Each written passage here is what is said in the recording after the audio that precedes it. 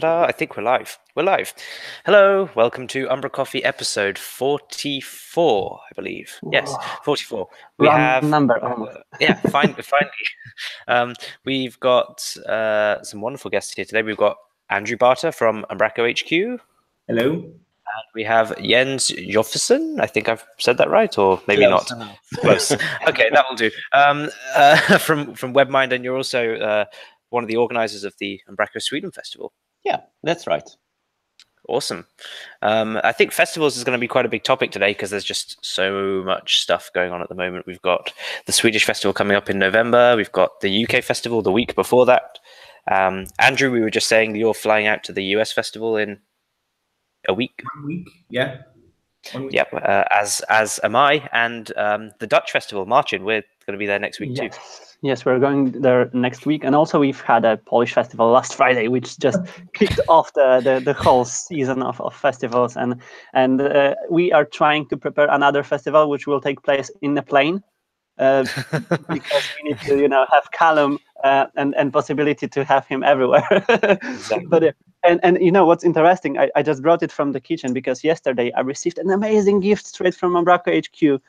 This is the first time in my life when I received flowers, and you can just imagine a face of my wife opening the door. And messenger who was saying that it's not for you, it's for Marcin. She's going to be suspicious now, Marcin. Yeah, those festivals are always a hot topic. So, but yeah, we are all looking forward for all the festivals, right, guys? So you are an active contributors to all of them. So are you having any other plans of visiting any places besides your own festivals on our lands? Andrew, maybe you can start. Yeah, unfortunately, I don't think the only one that I'll probably get to is the US festival. And I'm so bummed out about it because I'm over here in Denmark and I was chatting with Runa about potentially swinging by the Polish festival before, but that didn't pan out. And then I'm going to be in the UK like 2 weeks after the festival. So it doesn't make sense for me to fly over, but I know that all of these festivals are fantastic. So it's a bit of a bummer, but unfortunately this year it's just going to be the US one for me. Yeah, and Jens, are you planning to visit anything besides Sweden this year? No, I was at the German festival in Frankfurt this spring. Mm-hmm. You know that? Yeah. And that was a really good festival, really inspiring. But this fall it's very busy to plan and organize festivals. So I don't have time to go to any other festivals. Yeah, I know that feeling. But you still go. Yeah, and also I wanted to share my screen, and Pete Duncanson started an interesting thread about the whole naming behind festivals, because whenever we are talking with companies and people who are, asked to help us or support us or even come to festival, they are always asking, not always asking, I was asked only once, who is performing on our festival. But yeah, there is a thread on our, and I think that there is a place for everyone's input and opinion about the name. Personally, I like this name, and this is something what makes us totally different. And if we can just start, talking about why it's festival, why we're calling it like that, this is just an entry to the wider discussion. But if you have any other opinion, or you want to share any of yours opinion there, feel free to use this thread, right, for that. Yeah, it was a really interesting point that Pete raised, and it's actually something as a festival organizer myself that I've come up against, because when we call up like an events company or a venue and say we're going to be organizing a festival, they're like, oh, we don't want a rave or anything. But so outside of the Umbraco community, that word doesn't really mean anything at all. When you're inside, it kind of encapsulates the friendly nature, I think, of what these events are, and maybe the less corporate side of, oh, it's not a conference, it's more of a celebration of the community. But Pete's point about it not being maybe as inclusive for people that don't know about it is a fantastic thing. I think he's not saying that the name's wrong, it's just how we can communicate it better, perhaps. It's also a great point. I just, I don't know about you all, but when I first read that, it's something that had never crossed my mind before. And the moment that I read it, I agreed with it. I was like, yeah, that would be confusing if I was an outsider to some extent. And like you said, it's not that the name should change, it's just that we should communicate that message. Yeah, absolutely. Yeah, I totally agree. I think the people in the community, they're fully aware of it, and it's not a regular conference. It will never be. I hope it will never be. But in the same time, developers who are trying to convince their bosses, for example, to go to a festival for 2 or 3 days or more, I see the problem. And I think that's important to reach out. And we're trying to do a business track this year as well at the festival, and we really need to make people understand that this isn't only a party. It's not only beers. It's serious stuff. It's Umbraco. It's knowledge. It's more than just a festival. Definitely. And talking about the kind of business stuff that you said there, your festival, for the Sweden Festival, you've got quite a good lineup now already on the site. So, I mean, I'm slightly biased because I'm also on the lineup, but you have me and Niels are going to be doing talks. We've got Kenneth from Umbraco HQ as well. And then you've got some more business focused ones. So Anders from Umbraco HQ will be doing a session, right? Yeah, that's right. And we've got Martin from e-commerce will also be doing sessions. We've got a really good mix of things. There's Pauline. She's going to be doing kind of an e-commerce focused talk. Yeah, that's right. She's an e-commerce manager who works with several different brands, and they're all running Umbraco and e-commerce. So it will be really interesting to see what she has to say about life from her point of view. Yeah, that's really I'm really happy of those changes in terms of lineups, because also for Polish festivals, we invited people from outside of our community. And next week, we will also see in Netherlands, we will also see people who are not usual members of our community. There are Microsoft MVPs, there are some people from totally different worlds, and they will be sharing some knowledge, which is usually new for us. And I really like those mixtures, and this is making our festivals even better each year. And because seeing the same talks on various festivals is maybe not so efficient, especially for Callum or someone who is traveling and seeing all of them. But also videos are shared after most of them, so this knowledge can be catched up and just seen, and that's awesome. And maybe use this entry point to another events, because we have not only festivals and also we have also meetups, which are smaller versions of it. And Callum, you can also tell us a lot about them, because this week you've participated in 2 of them, if I'm correct. Yes, I've been to 2 meetups this week. I was one of them wasn't Umbraco related, to be fair. I spoke at the Leeds Sharp meetup last night about a .NET related topic, not Umbraco. But I also spoke at the Kent meetup back on Tuesday, which was really nice. We had kind of, I think, 10 of us there, 10 or 12 of us there. It's not a huge group, but it's Mike Macy's doing a great job of really trying to grow the community in Kent. Yeah, there's pictures, cool. Yeah. So we had an amazing talk from Maggie about, who's been on umbraCoffee, by the way, about doing multi-site sites in Umbraco, which was nice. Also a great topic by Dan, on Umbraco security, which was pretty well timed given the security patching happening last week. And then I did a talk on Elasticsearch, which was kind of a trial run of what I'm going to be doing later in the week. But there's been and the Swedish one and the US. Everywhere. But still, I think that the very interesting thing which we've spotted during this week, and I remember chatting with Alan last week in Poland when he was attending the Polish festival about the new group, a new meetup in Dublin, and he just shared the information that he's starting a .NET CMS meetup. So it's not only about Umbraco, which is maybe surprising, but also interesting a lot. So it will be a .NET CMS meetup in Dublin, and I already said it on Friday that I'm really tempted to go to Dublin and meet with the not only community. I have some friends living there, so yeah, I've already assigned myself to breaking news. I drunkenly agreed with Alan that I was also going to be going over there. So. At the end of October, I'll be there for the first meetup. So yeah, that's I like those promises. You know, Alan promised that he will start a meetup. Boom, we have a meetup, and we have a first speaker already. That's awesome. And in Callum, we have a special day today as well. Guys, you are not participating, but you might have heard that we are running each month. We as a coworkers are running a hackathon for V8, where we are helping for the Umbraco core team to deliver more in a shorter period of time. And Callum, how it's going today? Yeah, it's going well. We've got a few people here. Bruna's even here from HQ. We've got a few people. We've got some people dialed in from Serbia. People are hacking away at V8. We've got Sebastian helping out with making sure people are working on the right tasks. Lottie's going to be playing around with content apps in V8, which is awesome. Some of the kind of new features, which I guess we're going to be seeing at some of the festivals coming up too. Callum, I was going to clarify on that too. When you guys do these hackathons, they're the whole day, right? Yeah, the whole day. That's awesome to carve out that time. Yeah, and it's really awesome to see that people in the community are giving up some of their time too to come and join us and yeah, try and help make V8 that little bit more possible.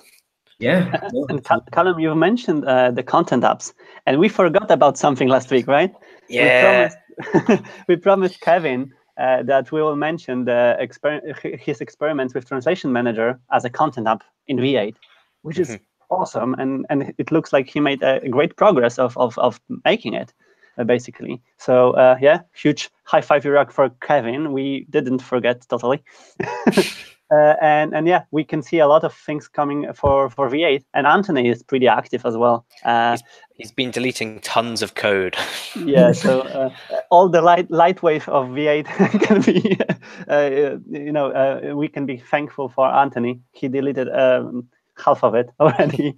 But yeah, it's really amazing to see the progress, and we are all happy to help more. And we are inviting everyone to just participate if you have time, or you will have a kind of Freedom Friday or anything else combined with the date where we will be doing it.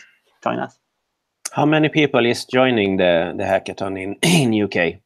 So in person, we generally get 4 or 5 people, but we also have our Poland office in Krakow who dial in, and we have a few people from around the world as well. Jonas and the guys from Serbia are dialed in today, so I think it's maybe kind of 10 or 12 people most times. That's awesome. Lots of coding hours. Yeah, absolutely. I mean, if anyone from Sweden or elsewhere also would like to get involved, we're completely open. We'd love to have as many people as possible join these events. And I was going to add on to that too, just with the US, like all the US folks that watch this, that would be pretty sweet to get like an all-day hackathon. Yes. You essentially ride out the sun throughout the world. 24 hours. It's something we've actually discussed, the idea that we start it off on like a Thursday evening, and Australia pick up, and then we can pick up in the morning, and then the US can pick up, and it can be like a full 24-hour handover of tasks. I think this is a great idea. Yeah. It's really cool.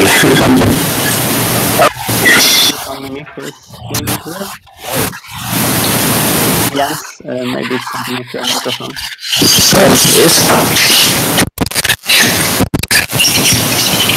Can you try to mute yourself for a while? Yes, so yeah, Okay. something is wrong with your microphone. Technical problem there. Yeah, maybe jump further, because in terms of hackathons, we are also discussing not only development. You've mentioned the developers' hours, but also it's about some discussions. We have a really amazing bunch of people who are gathered at the same place or at the same Zoom channel, coming from different companies, different areas of companies. And when we are just chatting how we can solve specific issues. And during the previous week, we've seen a couple of interesting discussions on our, which I want to flag and preview right now. Chris Houston started a discussion about the front-end build process, for example, in Umbraco core project. And if you have any experience of building it for the clients, or you've done something better than it's done in Umbraco build currently, that's the way also of contribution, and we're encouraging people to not only contribute by submitting pull requests to code repos, but also doing stuff like that, or even creating documentations or in entries to another places where we can contribute. And another topic which was started a little bit earlier by Marcus, it was about tabs. and I've seen that this topic is really active. There's a lot of interesting inputs here. And as developers or as designers or anyone else who is involved in product production, feel free to add your point of views. To be honest with all of you here, I'm learning a lot from those messages. We can see how other people are doing it, and basically why are doing it, and what's important right now, what's the trend, not only in terms of Umbraco development or specific back office implementations, but also from the front end perspective. That's awesome. Yeah. And I was even going to note on that too. You had sent over that link briefly in just like some notes, and when I first read it, I was like, oh, okay, it's about tabs. Like, what? I'm not quite sure. That was my first introduction to it, and I didn't think it would be that thorough. But then once you open up that thread, it's amazing the conversations that are on there, the amount of information. So it's amazing how deep dive the community gets into things. Yeah. Mm-hmm. And of course, we are sharing all of those links underneath this YouTube video. If anyone will be watching it after the live stream, just revisit and try to share your input, because as we've mentioned it a lot of times, our voice should be seen, our point of view should be shared, and our work should be shared as well. Yeah. And about someone who came to Umbraco community for the first time, I don't know if you've met Laura from Byte5. She was featured in the Owen's Umbraco Community Corner, and I had the pleasure of working with Laura when I was submitting my talk for the German festival last year, and also we've met at Code Garden, and she's new in our community, and it's great to see how she jumped in and how she's using it to become better in all the aspects of work which she is doing in the Byte5. So feel free to also visit this profile and Owen's amazing series about the community. And he tweeted this morning he's looking for a few more people. So yes. If you think that you'd like to be featured on his interview, then get in touch with him. He'll have a little, send you over the questions and can feature you. And did you guys see the youngest, probably the youngest Umbraco community member? Yeah, he's taking me out of a job. Yeah, and I started thinking, and we've been doing an Umbraco workshops with our children in our programming school in Poland, and I really need to check the birth dates and compete with Niels's son. Because I'm more than sure that we had a couple 9-year-old children doing Umbraco already and finding bugs on Azure as well, which was fun. But as you've said, Callum, those kids are amazing. And Niels, if you don't know about this, Niels got his kids to make a website for his for their cats, I think, on Umbraco Cloud, and using a template and stuff. And there was a video of them, which you just showed, of them fixing a YSOD. Like, it's gone! Yay! Really cool. About that, you use the term YSOD. That's an industry standard that we all know, right? YSOD. Yeah. Can you repeat, Andrew? Because once again we were not hearing it correctly. I was saying, like, just a quick little sidebar. Just the term YSOD. That's a terminology that you all know and use, right? Yep. I was fascinated when I'm in training. Sometimes I use that term when I'm presenting, and I of course make a mistake and like YSOD's out. And half the time people are unfamiliar with it at least in the States. Yeah, we've had this too. One of our project managers didn't know that it was called YSOD and thought it was YSOL. So we kind of renamed it the yellow screen of love. Okay. Because it gives you all the details about your error. But yeah, you're right. It's another one of those jargon terms that we maybe use that people don't necessarily. Yeah. Or there's a little chance that they are not producing errors. That's also an option. That's also an option. Maybe we are the bad ones. Exactly.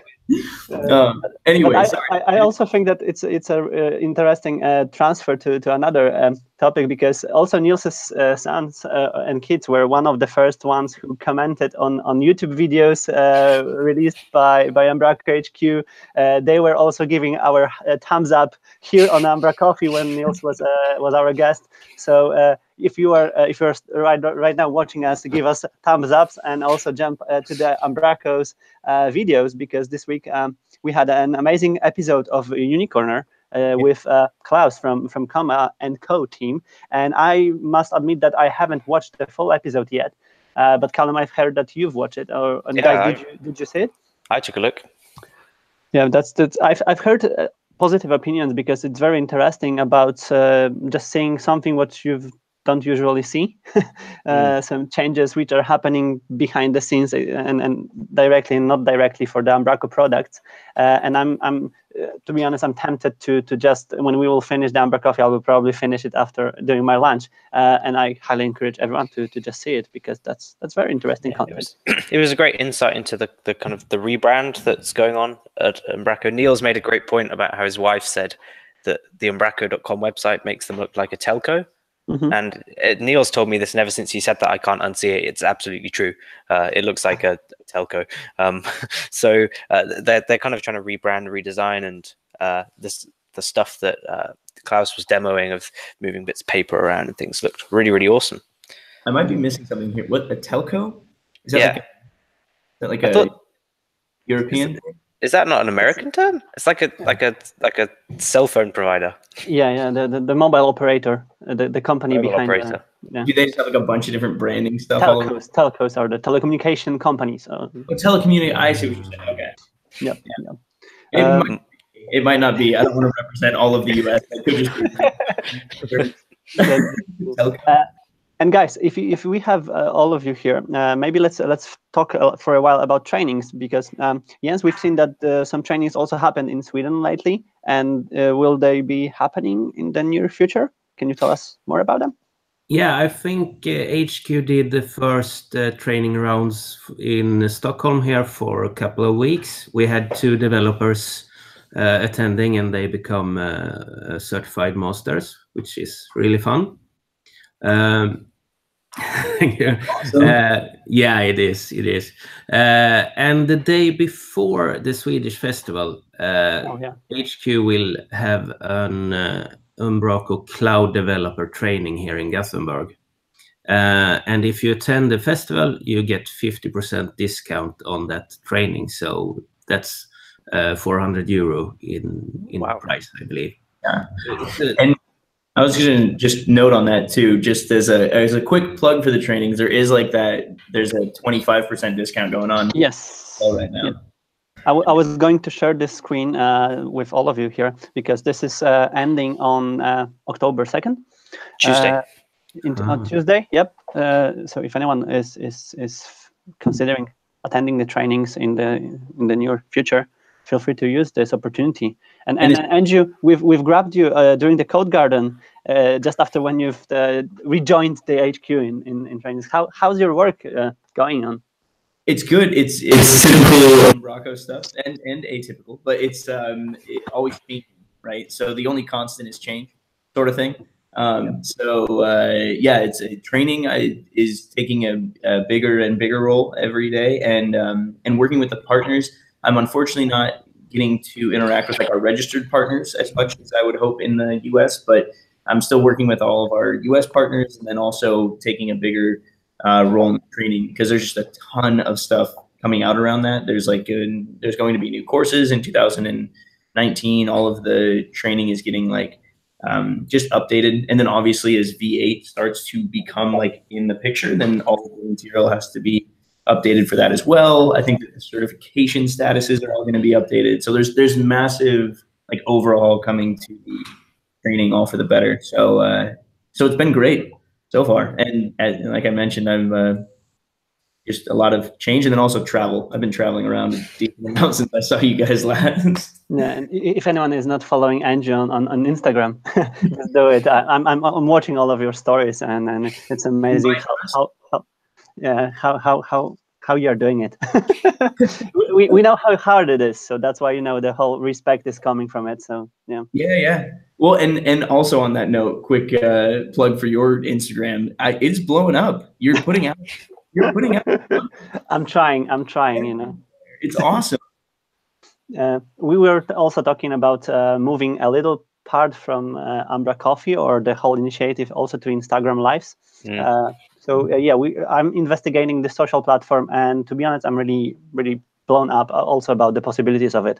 So I'll be sharing more about it definitely in the near future, because I want to just encourage everyone to do the same, because there's a lot of possibilities behind it. Yeah, absolutely. And I will say one last thing before we get off of trainings. And I even had something that I wanted to mention around festivals at the beginning of this. But have you guys already mentioned the umbracofestival.com? Have you heard of that? Yes, that's we even did it. Yes, yeah, we built it. We built it. But also I made a promise for Sebastian that we'll try to transfer it, or at least some of these mechanisms, to our Umbraco, because it should be a place for the listing of events. And Anders from Skybread also mentioned that he made a community calendar with some events inside of it, and it's waiting for the being reviewed as a pull request for our Umbraco. I personally want to spend more time about it, and this is something what we are using a lot. I can't believe you guys made that. But when I first saw it, I mean, I've only quickly glanced at it, but it's like with all the festivals, it's so cool to be able to just see them in one quick list. So kudos. It's great to see that someone also is using it. So that's cool. It's really helpful.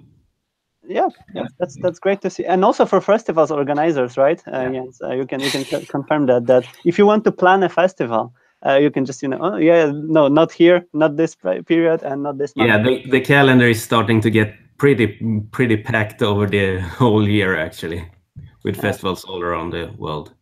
Ravi just said that he was also planning creating this calendar for our Umbraco, but we just did it at some, done is better than perfect, so we stop planning, let's do it. Well said.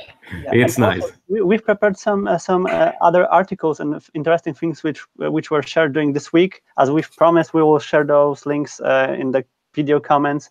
Paul shared a very interesting article, and I haven't used this event me neither. In my dev Umbraco career yet, but it looks like something what we should use in some projects for creating the pre-values for our properties in content. Also, speaking about Paul, he also made a couple interesting pull requests to Umbraco Docs, and I really like this tweet because I was planning to do some cloud work, but then I submitted 3 pull requests to Umbraco Docs. So a nice side effect of work. Umbraco AMP pages. AMP pages, I don't know how to pronounce it, but if you haven't done accelerated mobile pages using Umbraco, that's a complex and really complete tutorial how to do them. And of course, Sophie released another great article about deployment and what's happening behind the scenes when it comes to Umbraco Cloud solutions. And as the last topic, I also wanted to give a credit for Matt Brailsford, who shared the link to this Syntax podcast on Twitter. I've seen it on Instagram, by the way, because there were a massive promotion about the Syntax podcast, and Wes Boss and Scott Tolinsky are doing an amazing job. This is not Umbraco related. This is not technology oriented. It's generally for web developers, but it also has some great episodes about positivity and web development, some kind of soft topics, how to deal with some things. And I sat down one evening and listened almost all of the episodes, and they're all great, really great vibe. So I can highly recommend it for you, Umbraco community. I will share this link, and yeah, that's all for what we've prepared. And guys, do you have anything else to add? Well, I was just going to segue back to the, I think that we just launched like the Umbraco Cloud course, and you kind of just mentioned that Sophie blog post too. And so I would highly encourage, like, we're starting to get the first feedback from that. And it's like, it's amazing to see how closely the course lines up with the questions that we get in support. So if you use Umbraco Cloud, highly encourage it. Things like figuring out how to handle schema mismatches, like just general usage, debugging. It's just, I'm pretty blown away. I think it was Runa that actually put that course together. I'm sure it was a group effort, but I've heard good things so far. So that's all I wanted to make sure that I put out there, especially with the awesome. day. Yeah, So, and I hope to see as many of you as possible at the Swedish festival. I think we have a good lineup, as you said, and I believe we will have lots of fun this year. So hopefully more of you can come. Awesome. And I'm really looking forward to that event too. I've never been to the Swedish festival before, so this should be awesome. Yeah. So I do have one thing that we need to mention before we go, and it's that we are at the end of September, which means from Monday it's October, and October means that it is HACKTOBERFEST, as per the title of this episode.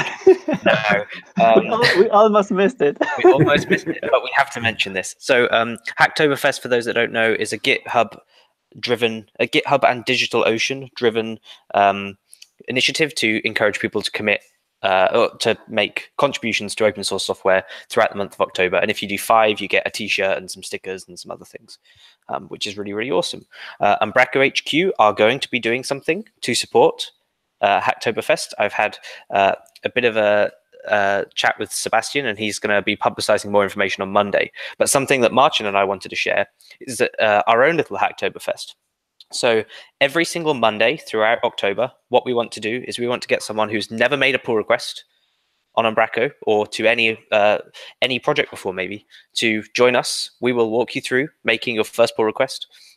We will guide you along the way. We want to do a variety of things, so stuff to the CMS, stuff to the documentation, maybe even our Umbraco, I don't know.